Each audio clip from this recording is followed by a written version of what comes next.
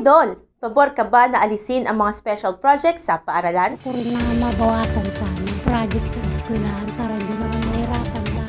Hindi pwede mo tanggalan ito kasi nasa ano po yan, sa maestra po yan. Natural po sa mga teacher po yan. Kapag tinanggal po yan, siyempre may masasabi mga taong bayan po rin. Natural po sa atin po sa mga po na pumapasok sa anak para lang po. Okay lang na tanggalin na kasi kung hindi naman kailangan ng mga bata sa mga pag-aaral nila, bakit hindi?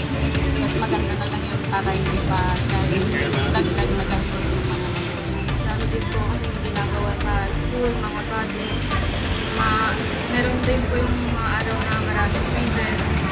Wala na pong time gumawa ng ibang project na hindi naman related sa pinag-aaral. Para po sa akin, okay lang po na magkaroon ng special projects sa school. As long as yung mga projects na po yun, ikakaganda po ng performance ng bata sa school at makakatulong po sila personally sa growth or sa pag-growth ng thinking ng mga bata.